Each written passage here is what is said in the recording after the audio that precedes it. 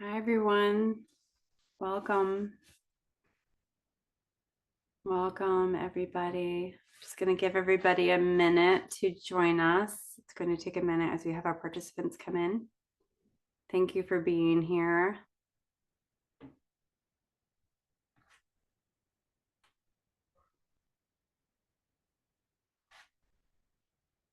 Welcome, welcome.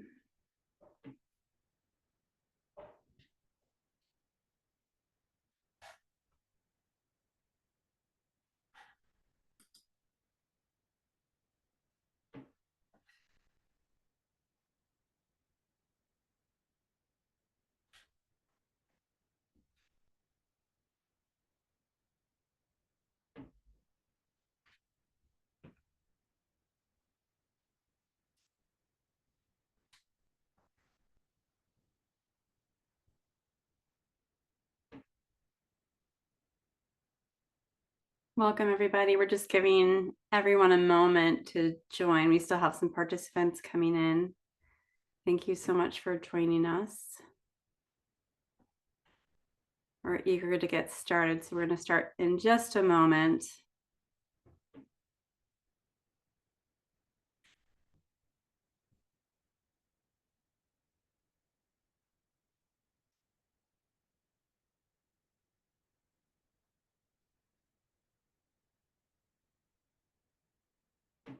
Okay, I am going to have us begin. Well, hello and good afternoon or good evening to everybody. My name is Caroline Joyce. I am the new Executive Director for Parents Against Vaping. I'm so pleased to be with you this evening and so pleased to be in this role. Thank you so much for joining us. We greatly appreciate your interest, your participation, and we also support you as you've come to us tonight, getting more information.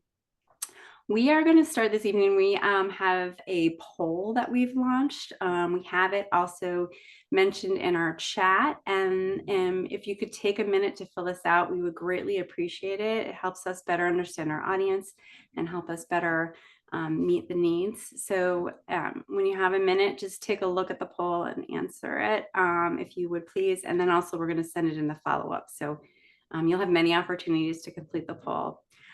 Without further ado, I want to introduce our featured speaker, Mimi Bublik. Mimi has been a really courageous force at this organization for the past 5 years, is co-founder of Parents Against Vaping, is a parent that has come into this issue as a concerned parent and has really turned into a tremendous advocate. So without further ado, I'm going to turn it over to Mimi. Thank you so much, Caroline. And we are thrilled to have Caroline as our sort of new-ish now executive director. I think she's been thrown into the fire, so we're really grateful for everything she's been doing. And I want to thank Austin Spence in advance. Austin is a colleague who is in the back. I call him the Wizard of Oz. He's in the back of this presentation right now. He's going to be answering some questions in the chat that you have. He'll try to keep up as much as he can. But there may be a lot of questions coming in. There will always be opportunities to follow up with us by email. So please feel free to reach out after if you did not get your questions answered. I'm going to move pretty quickly through the presentation because I have a lot to cover, but I did want to first introduce myself. I'm Mimi Boblik. As Caroline mentioned, I've been with PAVE since the founding because I had my own experience with my then 17-year-old. I have 3 now grown kids in their 20s, but at 17, my daughter started vaping Juul when Juul hit the market, and we'll talk a little bit about some of the youth targeted marketing. And when you see it, you can understand why these kids were targeted, why they were confused, and why they were lured. And so I also want to share another poll with you. I know some of you are still filling this one out. So while you do that, I'll just share a little bit of background about us, and just to say a couple of caveats that, first of all, even though we are parents, we source all of our information from public health experts around the world, addiction psychiatrists, pulmonologists, all medical experts. So our and studies that are done across the country and the world. So our information is based on the latest research. Sometimes things are updated. We try and update quarterly or so, but unfortunately, surveys across the country tend to lag a little bit too. So, but we try and give you the latest research, and also just to really know the most important thing for us is that we are really about protecting youth. We are not telling adults what to do. This is not about adult e-cigarette use or adult tobacco use. This is really about youth. So that's really important. And I'm going to share another, sorry, I'm going to close this. I'm going to share another quick poll with you. And this is just if you will get this again, likely in the email that follows up with this presentation. But if you're a caregiver or a public health person who wants to get involved or is concerned about their child and you want to get involved with Parents Against Vaping, we'd love to hear from you, whether you want to educate in your community or simply write a letter to your local legislator, or there are many ways to get involved. So if you would like to get involved, we'd love to hear from you. Excuse me. And just to say that this presentation, we call it sort of our core presentation, which is everything you need to know about e-cigarettes in 1 hour. We have had such high demand for this event that we are now offering it for free 4 times a year, and this is one of those times. We do tailored ones across the country to different states and locales, but this one is national webinar for free. So if you want to fill this out, and we'll give you opportunity also in the chat, because so that we can keep moving. My hope tonight is that you come away with a couple of things. First, understanding the tobacco industry's targeting of youth. And I think this is important for a number of reasons. For me as a parent, actually, who had a child who was vaping, it really helped me understand why these kids were so allured by this industry, and really the nefarious steps that the tobacco industry and the vaping industry will go to target our kids. And I think this was really helpful for me. And frankly, once I understood it, this is why I dove into this. I was very concerned for my own child, but also for youth across the country. I just could not believe this was happening again to our kids after we got smoking rates down quite considerably. Also, most importantly for me as a parent, understanding the dangers of nicotine use, and not just e-cigarettes, but other types of nicotine. And also there are other products out there we'll talk about tonight that are not healthy for our youth to use. And then knowing what steps to take, how we talk to our kids, how we can advise them in terms of quitting resources, and how to take action in our own communities. And hopefully, we'll all come away with a greater understanding. Some of you may have seen this presentation before. We have modified it a little bit, but if you haven't, hopefully also, there'll be a lot to learn. For those of you who haven't seen it, I'm going to very quickly go through the origin story of PAVE. And I think the reason I want to do this is because it really does highlight the ends to which the tobacco industry will go to target our kids. And basically in 2018, our 3 founders' sons were in 9th grade in the same school. Unbeknownst to that school, they hired in the guise of sort of an anti-addiction, they have these anti-addiction speakers that come in. Under the guise of an anti-addiction talk, they inadvertently hired a Juul representative to come into the classroom to talk to the kids. And when the teachers left the classroom so the kids could speak freely, the Juul representative proceeded to tell the kids that Juul was totally safe and Juul was about to be approved by the FDA. Juul at the time, for those of you who don't know, it was all the rage. It was all that kids were using. And they really led the way in terms of setting off this youth epidemic. So our parents, these 3 parents, got involved. And actually, we at Parents Against Vaping held the first congressional hearing against the founders of Juul to hold them accountable for their marketing practices. And we'd like to think that we set off a bit of a firestorm across the country. And we've been featured in documentaries on Netflix and so forth. We like to believe that we really helped highlight this problem across the country about what the tobacco industry is doing. And so since then, we do two things. We educate, which is part of what we're doing tonight, is trying to make parents, public health professionals, anyone who needs information, give them resources, give them information about the dangers of vaping and nicotine use so that they could go talk to their kids and their communities. The other thing we do is advocate across the country to try to change the laws that protect youth. And the biggest one of these is really to get the flavors off the market because, as you'll see in a moment, flavors are really the thing that are hooking our kids, and there's a lot of them. As I mentioned, we've been featured in the media. Our founders are, you know, powerhouses, and we're really we would like to think that we have helped, but there are a lot of public health partners across the country that do so much good work. So we are really just partnering with them. And so I just want to start with a bit of a high-level discussion about the youth vaping crisis. So I'm really happy to say, if you go back to when my daughter was started vaping, which is when Juul really kind of hit the market, within 2 years, almost 30% of youth were using e-cigarettes, middle and high school students. This was an alarming number. It was about 5.3 million teens using e-cigarettes. This was really an epidemic, and it sounded the alarm for everyone. I'm happy to say that those numbers have come down, but we still have a crisis on our hands. We still have over 1.6 million teens vaping, middle and high school students. And importantly, almost more than a quarter of them are using daily, which really tells us that there's a high level of addiction. So kids who need to use daily or are using daily probably indicates that they are quite hooked, that there's an addiction there.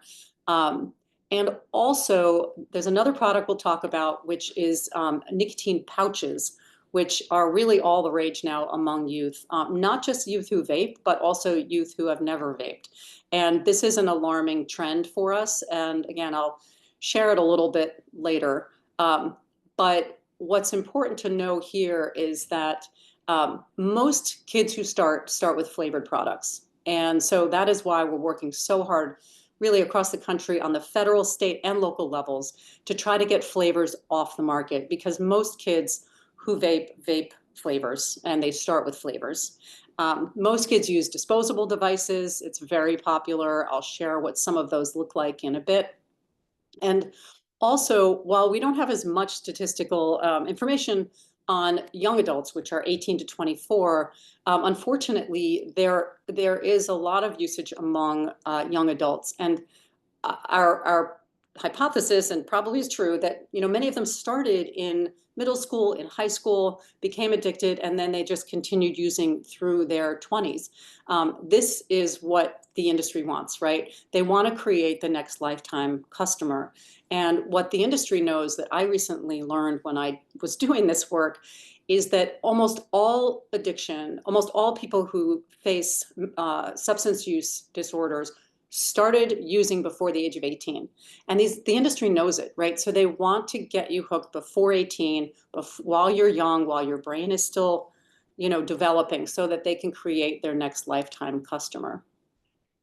And then we found this interesting, that even though the National Youth Tobacco Survey, which I was sharing earlier, those are the statistics about national use, say one thing, we hear from educators that they feel that it's even worse than it might appear by the National Youth Tobacco Survey.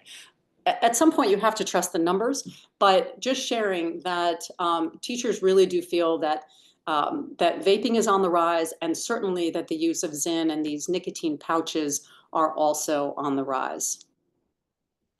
And this is for me heartbreaking, because my parents smoked, my grandparents smoked, and public health people across the country and parents were so good at educating their kids about the use of cigarettes that really, over the last few decades, cigarette smoking was really low among youth, under 6%. And then in the blink of an eye, we just reversed all that effort with the advent of e-cigarettes. And then e-cigarette use in 2019 was just as high as cigarette use was in the 90s. Again, thankfully, we brought it down, but we are not done with the fight. We have to keep educating our kids about the dangers. And so, again, I wanted to share the marketing issue with you because for a number of reasons. For me, I think as a parent whose child faced this, and many parents are dealing with this, and they say, how can my kid do this? They're smarter than this. But you look at these ads and they are so alluring. The industry says that what they're really trying to do with e-cigarettes is to help adult smokers quit smoking. And but these ads obviously tell a very different story. These are kid-targeted ads. They make it look really cool and very alluring, right? So we just want to be aware. I think it gives me more compassion with the kids that are using e-cigarettes because, they really are targeted. And you get these influencers. These are not even by the industry. Now, influencers are really doing the industry's job for them by, showing how cool it might look to vape, or they use sometimes social media influencers, and sometimes people become influencers through this. But Instagram is really one of the largest platforms for e-cigarette social media marketing, and it's really obviously very popular among our kids in terms of what they're seeing. Another way that the industry is targeting kids is through the physical marketing, the store displays. And I live in New York City, so I see this almost on every street corner. And now with the legalization of marijuana, it's also everywhere. Vape shops are opening up everywhere that are selling not only marijuana, but also, nicotine vapes. These products are intentionally deceptive. They're put next to the candy in the aisles, in the gas stations, in the convenience stores, in the vape shops, and it all looks so harmless. But really, this is intended to entice our kids. And sadly, they're often near schools, and they're often near, unfortunately, low-income neighborhoods. And so they're really going after specific populations.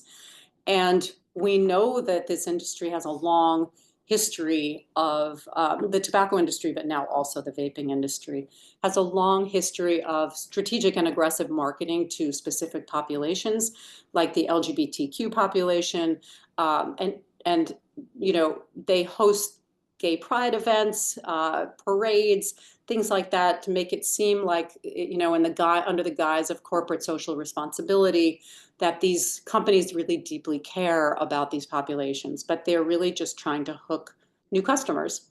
And nowhere is this more egregious than big tobacco's targeting of the Black communities in the United States with menthol. And I won't go into it, but there's a great documentary called Black Lives, Black Lungs, if you're interested. It's really short and really powerful. But basically, the industry went after Black smokers using menthol as their flavor of choice. And it worked. Over 80% of Black smokers now use menthol. And with kids, it's even closer to 90%. So we just have to know that this is happening. It's been going on for decades with cigarettes, and unfortunately, it's happening with e-cigarettes as well. And I won't go into the details about regulations, but these products are still available. Parents are just kind of furious when they go into these shops and see all these products on the market. There's not enough regulation. We're just not moving fast enough. The FDA is not moving fast enough. There have been only a handful of products authorized to be on the market, and yet there are thousands and thousands of products available. And unfortunately, enforcement on the state and local level just isn't enough. I think that they are under-resourced, and they have a lot of other things going on. But unfortunately, there are many thousands of illegal vapes on the market. Most of them come from China. About 90% of illegal vapes are coming from China into our ports. And really, we're just not doing enough to stop them at the border. Ironically, China banned flavored disposable vapes to protect their children in China, but they're flooding our markets, and we're just not able to stop it. So for everyone who hasn't seen these, or even if you have, I feel like every few months they change completely. There are so many devices out there, but we wanted to share with you some of the most popular devices. These are disposable devices, and these are very popular among kids and young adults. They contain a lot of nicotine. Uh, just compared to cigarettes, for example, each one of these e-cigarettes, disposable devices, could contain 1 to 2 packs of cigarettes worth of nicotine. That's old news. Now there are even sort of much more potent nicotine content in a lot of these vapes. And the average disposable vape now delivers 6 to 800 puffs, which is equivalent to packs and packs of cigarettes worth of nicotine. It really depends on the brand and on the level of nicotine, but just know that these are loaded with very addictive substance that is easy to hide, very discreet. There's not a real strong smell like with cigarettes. And frankly, the kids, when they're done with them, they throw them in the garbage, right? So easy to conceal. And then, of course, you have these devices that are really made to be concealed. They look like highlighters, they look like games and toys, and they even have ones that look like inhalers, which is so ironic um, because vaping can irritate the lungs to a high degree. So, just look for things in the backpacks, just asking questions with your kids, making sure you know what these look like, and ask them, what's going on at school? What are you seeing? Are you tempted? Is this something that is tempting to you? I wanted to share, this is a rock star teacher who's in Colorado. He's been an incredible advocate. He's doing work with his students in Colorado around vaping and substance use that is just extraordinary. So I just wanted to share a quote from him.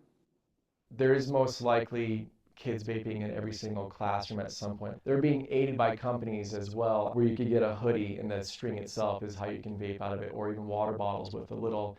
The vape is inside the water bottle. It looks like it's a cooling device. The deceptive nature of these companies, these predatory companies that are using students as a means to make a profit by getting them hooked on something that's already addictive, is definitely increasing quite a bit. And I think that's dangerous. Yeah, I mean, we hear this from teachers across the country that they can't control what's going on in the bathrooms. There's so much, vaping going on in the bathrooms, in the locker rooms. It's really easy to hide and very easy to use.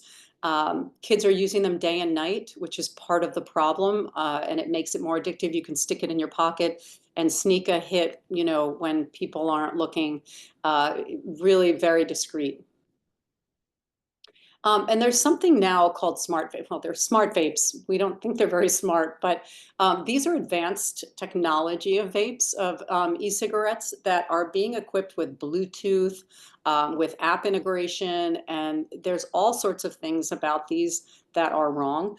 First of all, technology is very alluring to our kids, and even though there are some things like parental controls on them and fingerprint authentication, so you can actually maybe just make sure that only you are using it. So for adults, perhaps that could be good, but they're just too alluring for our kids. So I just wanted to show these to make you aware of what's out there on the market. Technology is very appealing to our kids. So I mentioned the nicotine pouches before. We've heard about these for a number of years, but they've really taken off among youth in the last year or so, I would say. And it's a real problem. Over 480,000 kids are using them. And what we're hearing, Zyn is a very popular one, but there are other ones out there.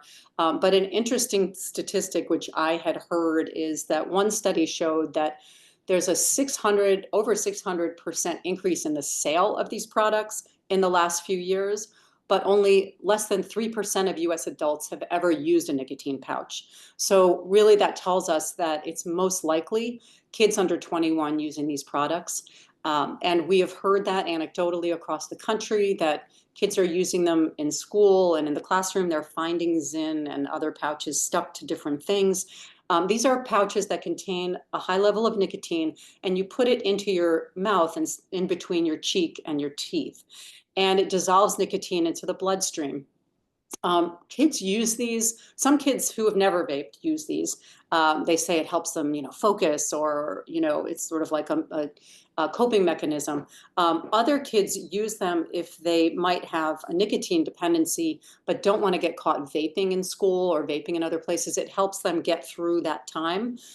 They put a pouch in their mouth and dissolves the nicotine into the bloodstream, and it keeps the nicotine level in their bloodstream. So also, just to make you aware of these, they look like nothing. They look like candy, and they could be confused as candy if confused for candy if you see it in their backpacks or elsewhere in their rooms and so forth. These are not nicotine replacement therapies, to be clear. These are not approved as nicotine replacement therapies, and they are just smokeless nicotine is effectively what they are. And they're very popular. There is something called Zinfluencers now on social media, which are people who are marketing these products. Another product that I want to make people aware of is these non-nicotine vapes. So some companies are promoting these vapes as sort of wellness vapes. These are products that don't contain nicotine, but basically they contain all the other chemicals, all the flavoring chemicals, all the chemicals needed to convert the liquid in the vape to aerosol, which is what you're breathing. It's not really vapor at all. It's aerosol. So it's really important to know about these products because they're largely unregulated. They have no age verification because there's no nicotine. So kids could buy these at any store. They're being marketed as wellness products, vape your vitamin B, vape your melatonin, it'll help you sleep. But really, what pulmonologists say is nothing should go into the lungs except air. I think of these as a starter kit for kids because, they get into the habit, they get used to vaping, and what's the difference, just adding on nicotine into the product for them. They don't understand the health harms of nicotine. And so I just want to make you aware of these. They're extremely alluring. You can see the ads, very, also kid, youth targeted. And very briefly, we have really started to get a little bit into the cannabis space. Cannabis, weed, pot, marijuana, it's all the same thing. But the industry calls it cannabis, I think, because it's sort of scientific and it sounds like innocuous, but it's not. We know that cannabis, weed is dangerous for our kids. And but we are recently, being asked to address both cannabis and nicotine and the co-use of them. And we recently did a webinar. If you're interested in our archives, we have Bonnie Halpern-Felsher, who's an expert out of Stanford, talking about cannabis and nicotine and the co-use. And basically what's important to know is that, often kids will use both as sort of a chasing behavior. One, kind of brings you up, one kind of calms you down. And so kids are using one after the other to chase, and it kind of exacerbates or makes more intense the feelings, the reward effect of both of them. So it's important to know that kids are using both. And unfortunately, vaping nicotine can be a gateway to other drugs, including marijuana. I think it's, you're 3 times more likely to use cannabis if you use e-cigarettes than if you never use e-cigarettes. We also know that about a third of youth have tried marijuana before by 12th grade. So people are trying it. It's really potent now, so it's just important to help your kids understand that marijuana today is much more potent than it ever was, in days before. And it's causing a lot of problems. Importantly, there's a serious mental health concern around the use of cannabis. And I think kids don't really think about the risks. They think about their perceived benefits, which is it makes them feel good. It might make them feel less stressed. Maybe it helps them deal with anxiety. But the fact is that we know that once the addiction takes over, that it can exacerbate those feelings. But with regard to marijuana, it really can hurt kids in terms of their motivation, their academic performance, and of course, as I mentioned, the higher risk of mental health illnesses. We've heard, serious issues about mental health issues like schizophrenia and psychosis with regard to cannabis. So, and just to show you some symptoms and health effects so that you're aware, I think many people know about the red eyes and the dry mouth and maybe sort of the increased appetite. But, there's also impaired motor coordination and things like that. So if kids are driving or using machinery or even just, on a bike, whatever, it really is not safe. And, as I mentioned, the risk of this mental health disorders like schizophrenia, depression, anxiety, especially in individuals who are genetically disposed, but we have also, we've just heard it generally as a risk. So just to make you aware of all of that. And then very often parents ask us, what's worse, a cigarette or an e-cigarette? And I think really the answer for youth is that neither of them is safe. Neither of them is healthy. There are issues with both. Cigarette smoking is the #1 risk factor for lung cancer. It contains tar and carbon monoxide. E-cigarettes don't contain tar or carbon monoxide. But e-cigarettes contain a lot of toxic chemicals, which I'll share in a moment. E-cigarettes also contain, as I mentioned, a lot of nicotine, but also it's a specially designed nicotine called nicotine salts that Juul patented and others are using. Hits the bloodstream very quickly. You get this nice brain rush, a head rush, very alluring. This is a dopamine rush. It's a chemical in the brain, a pleasure chemical. It's also, as I mentioned, can be used anywhere, anytime, as often as they'd like. And so this adds to the addictive nature of it. And frankly, kids they're cheaper than cigarettes. So kids, can buy, you get more for your money in terms of the potency of the nicotine relative to the cost. Generally, I would say kids are using them everywhere and then throwing them away because this disposability, even though we'll talk about later, they're really not disposable. Kids that use them day and night. We've heard about kids putting them under their pillows because unfortunately they don't want to go without them. And when they wake up, they want to know that it's there. Cigarettes are harsher to inhale. And the thing about cigarettes, though, is you have to go outside now in most places, right? You need to go outside to smoke. You look in your pack and you say, oh, I've had 2 or 3 cigarettes today. You can see how much you've had. With e-cigarettes, there's no calibration. You can't tell until an e-cigarette is empty how much you've used. So there are, again, really risks for both of them. In terms of what's in a vape, my daughter said to me when I found her vaping, she said, Mom, it's flavored water. Sort of like, what's wrong with that? And I did some research. As we can see, there's 0% water. There's no water in vapes. Vapes contain a lot of chemicals, heavy metals, fine metal particulates that can be inhaled into the lungs.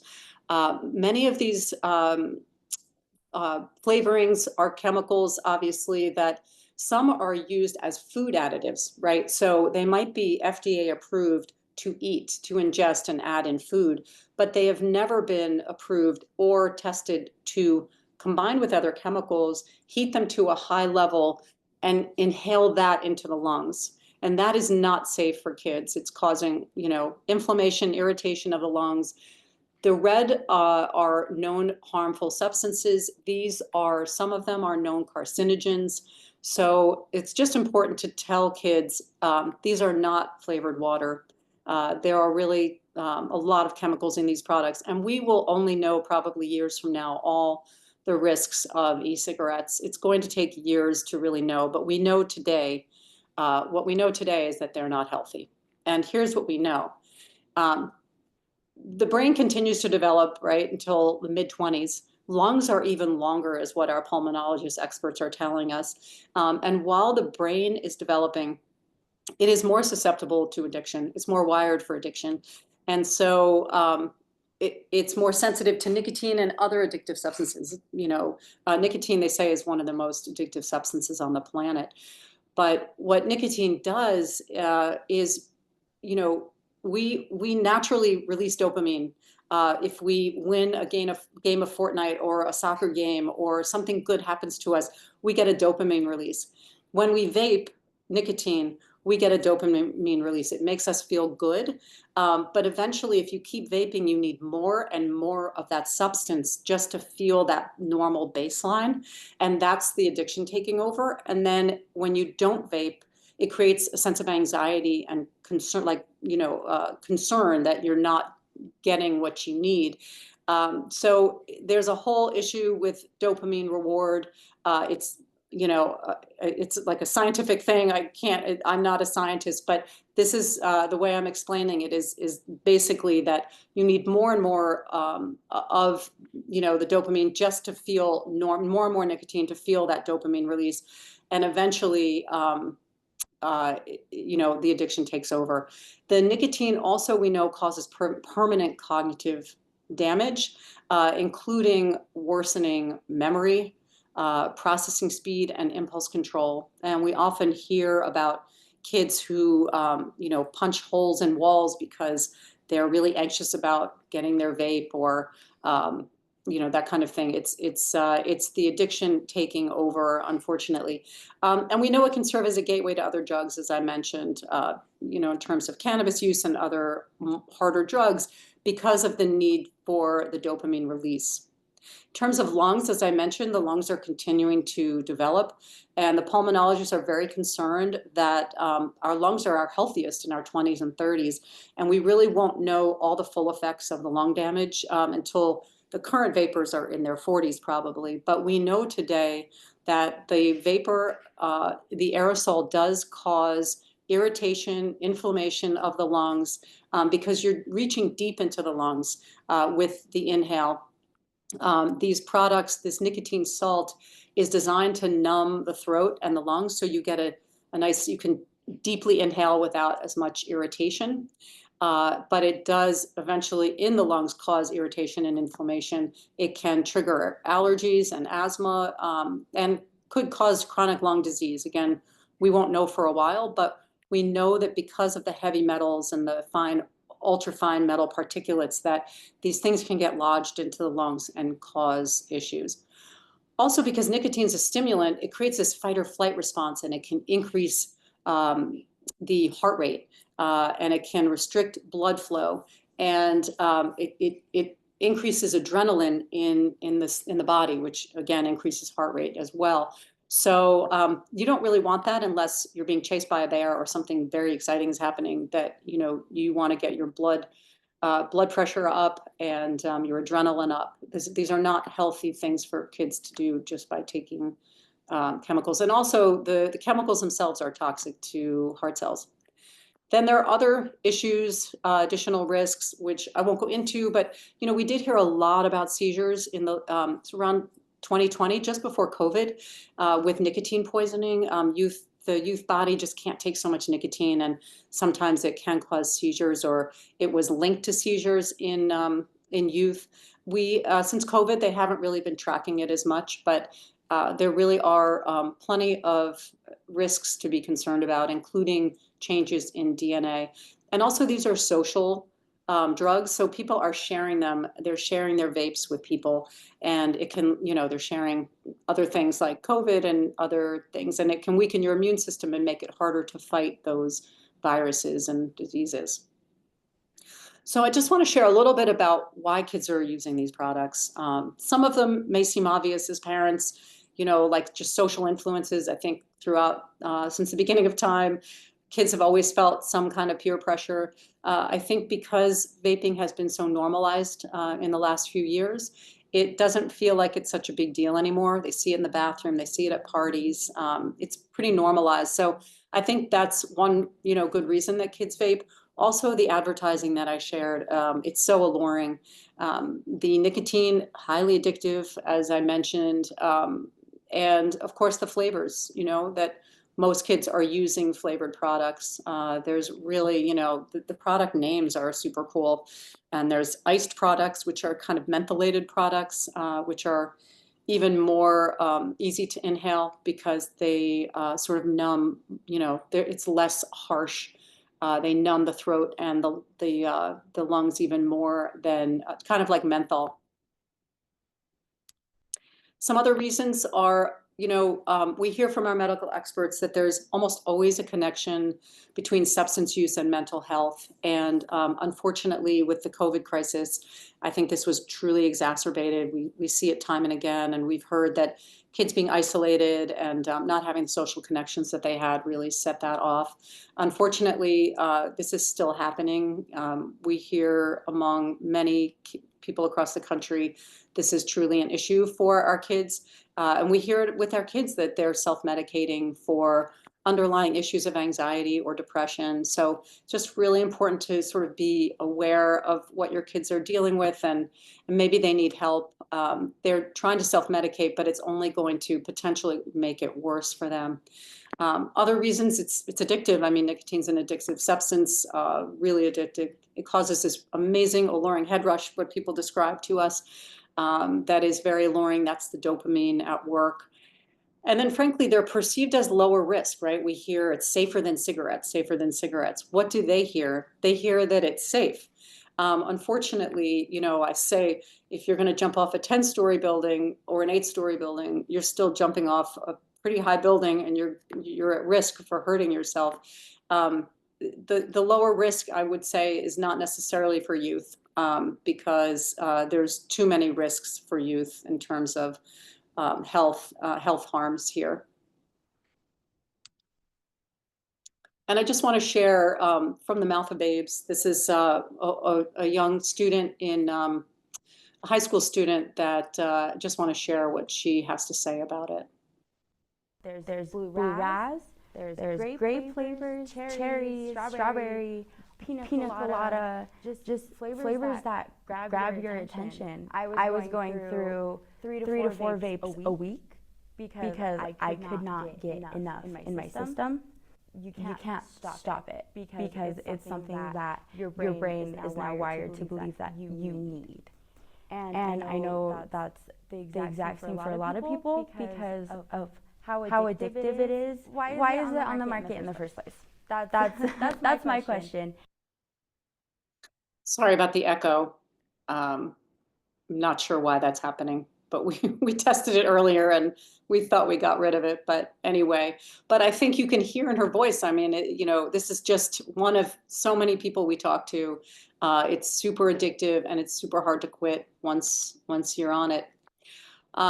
These I love. I don't know, some communities actually set up classrooms or mock bedrooms in classrooms where you try to find hidden things, hidden devices and so forth.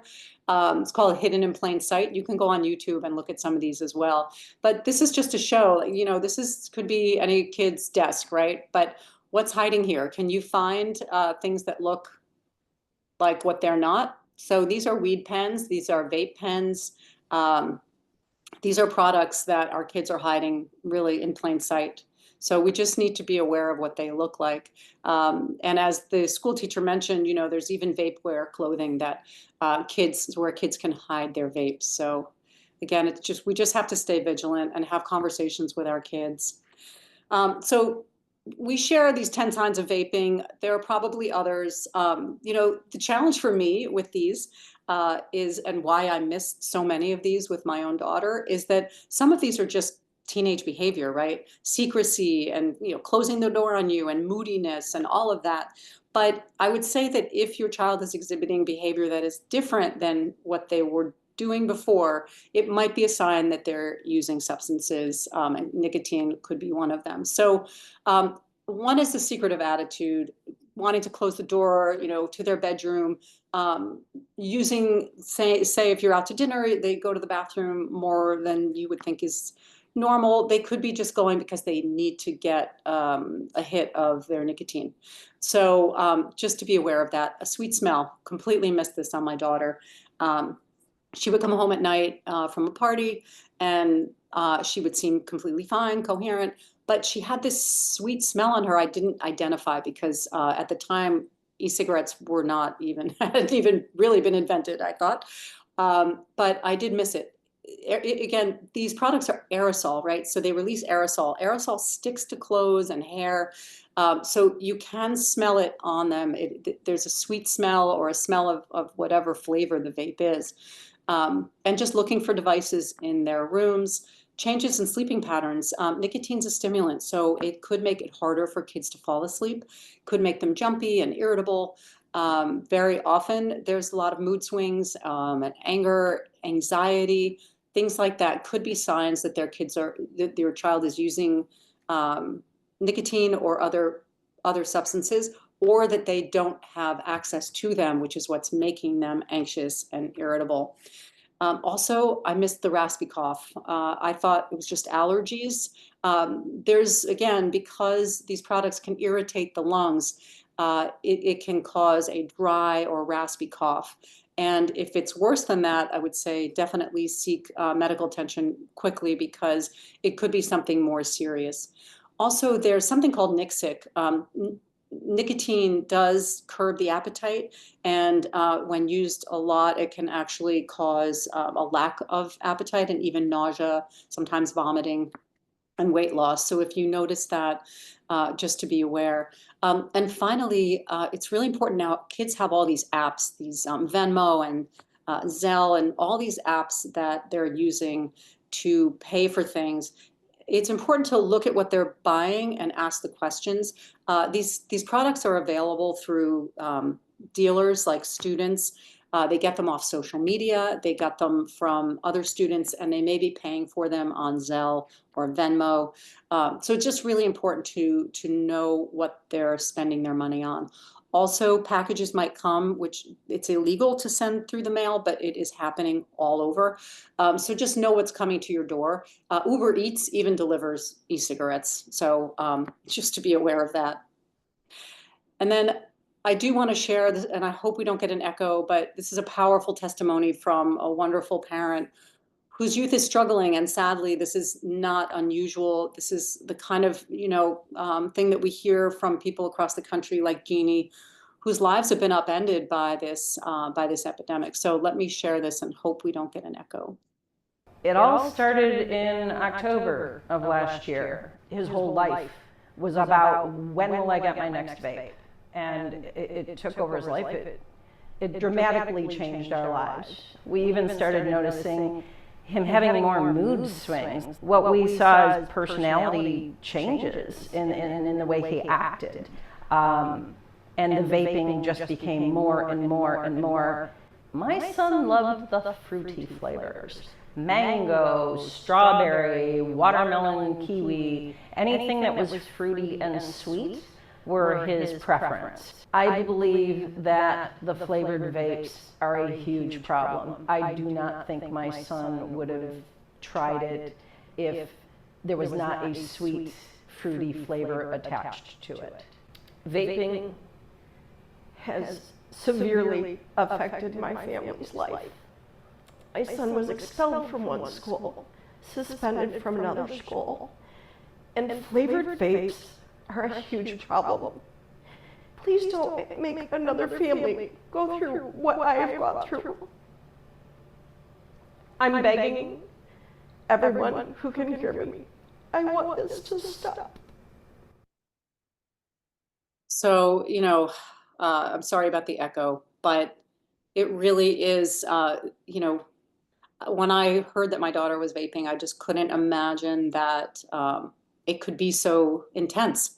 Because I think about smokers, and there's millions of smokers, and yes, they are getting sick and dying.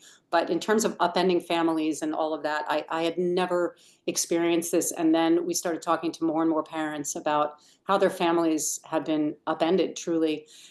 So it is not, I would not take it lightly. If your child is vaping, it is important to have conversations. And this leads us to our next section, which is really, how do we do this? How do we have conversations about vaping, about substance use in general? And there is another great webinar on our website by a fantastic parenting expert called Julie Ross. She talks about really how to talk to kids about pretty much anything.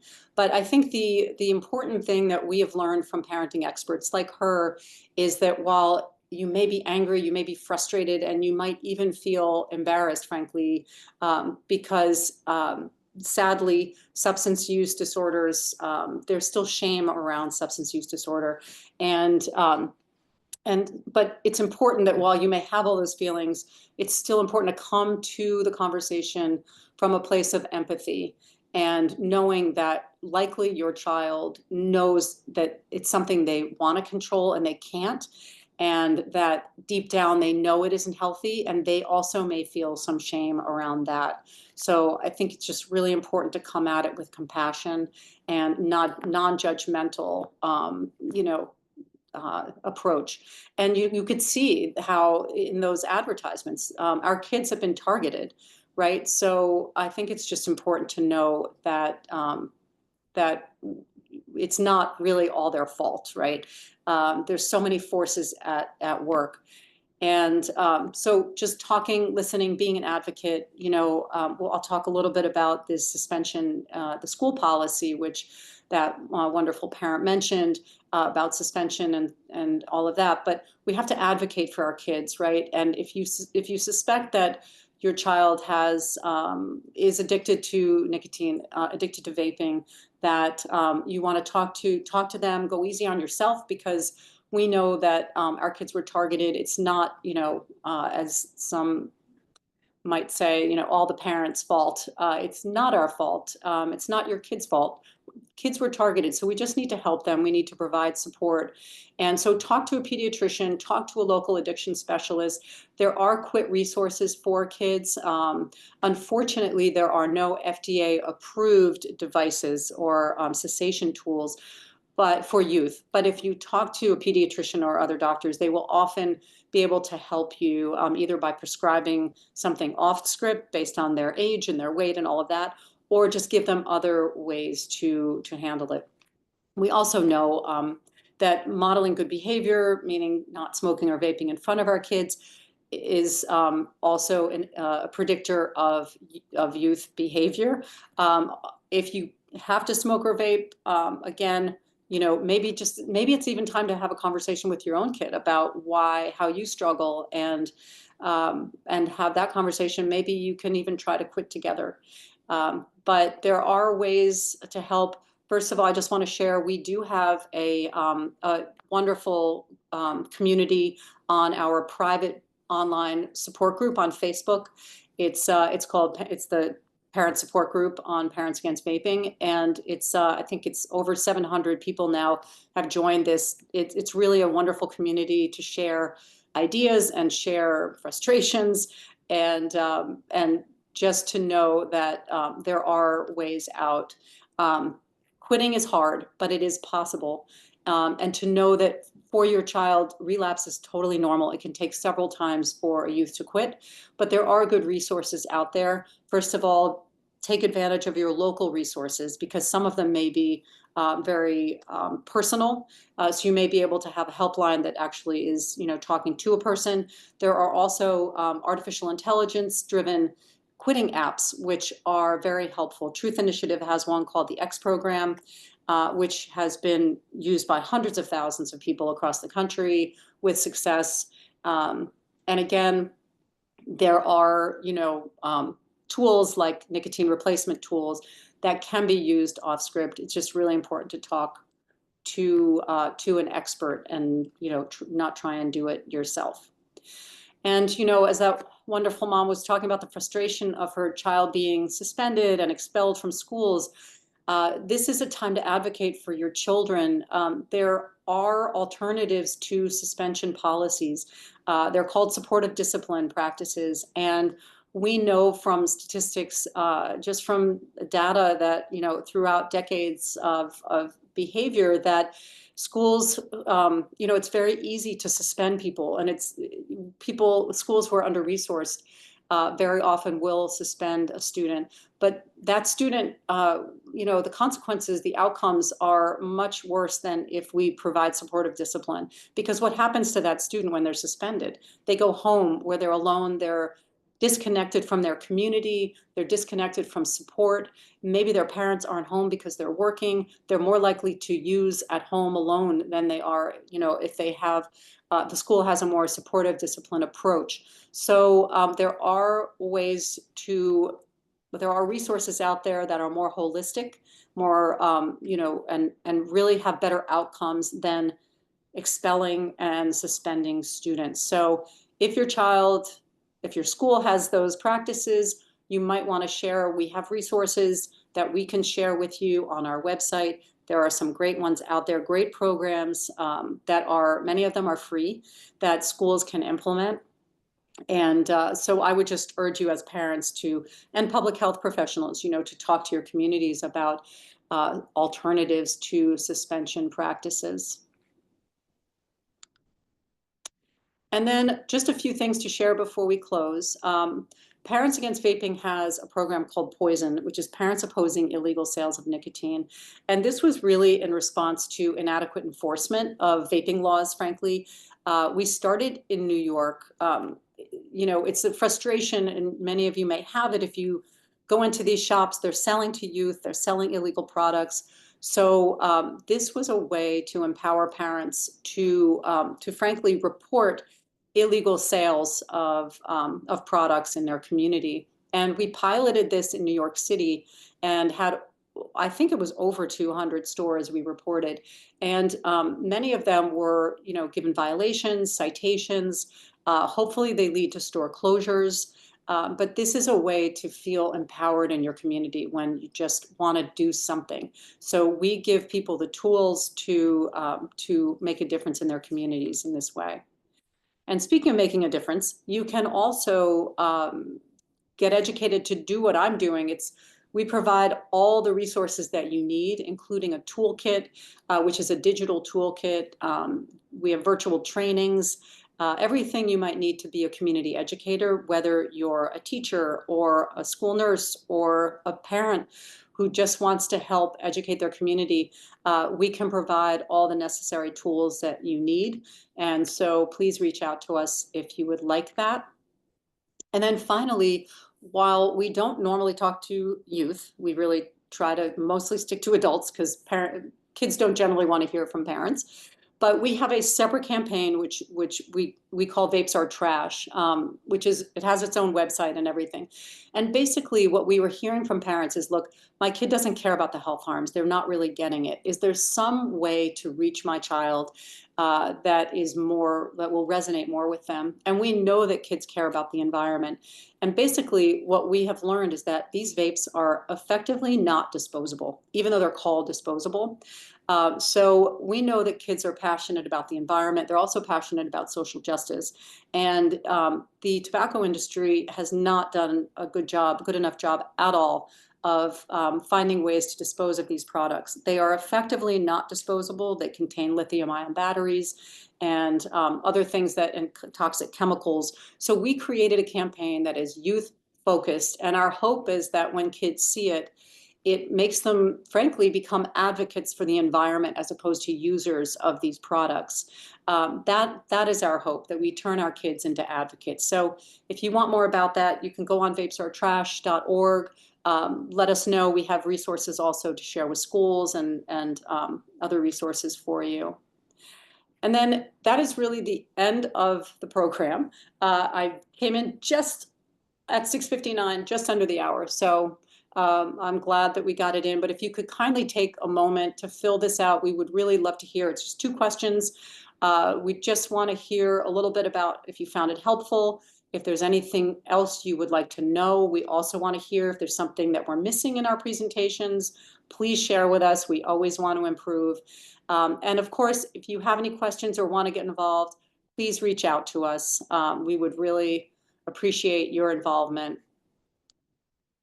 And this is a QR code again. This was, I think this is in the chat as well, but just if you want to get involved, you can reach out to us. And you can always get us at Parents Against Vaping or education at Parents Against Vaping. And we are always happy to answer questions. Let me just check the chat. I know we're out of time. I'm hoping Austin got to most of your questions while the presentation was going on, but if we missed any, please reach out to us and we'll be happy to answer them. But we thank you so much for your time. We hope this was helpful, and we really want to, just say congratulations for even just wanting to learn more about this issue, and we hope that your family stays safe. Thank you all, and have a good night.